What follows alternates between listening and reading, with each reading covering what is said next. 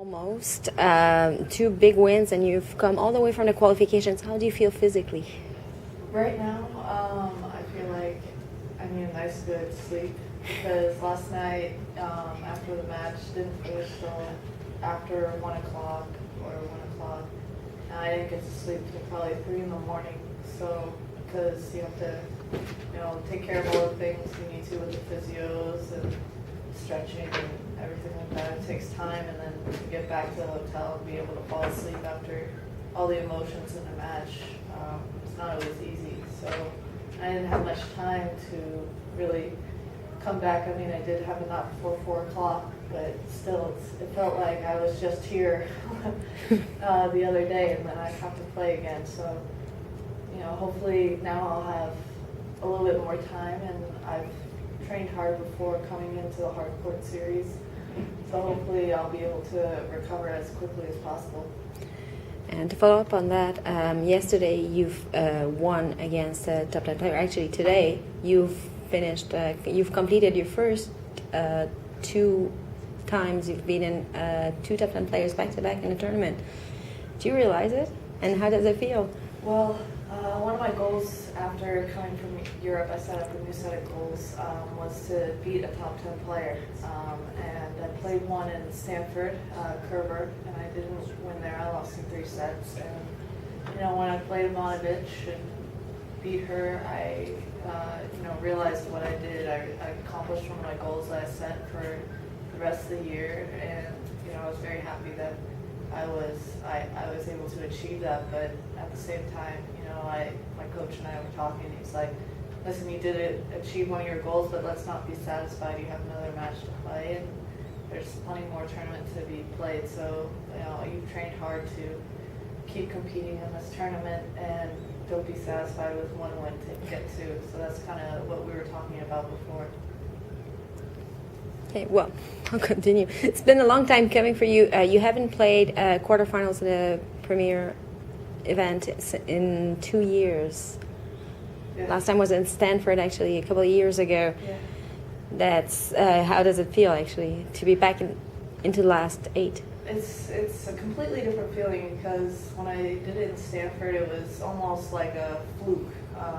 I hadn't really beaten any good players. I never really had any consistent results, and I even lost in the qualification and the tournament. I got in as a lucky loser, so it wasn't like a sure thing. It was more of a fluke, I think, in my mind. But I was close this year in Miami. I qualified and lost in the round of 16 to Serena. So, I've been making progress in each and every tournament. I won my first title in Hertogenbosch, so the progress is there, and I'm really happy with how my season is going. All the obstacles that I've come across, I've been able to meet and challenge and beat most of them. And how do you feel like towards the American tennis, actually, for the women is coming up very strongly with you with Madison Keys, Coupe Rogers, and so on and so forth, and the Williams slowly, eventually will retire.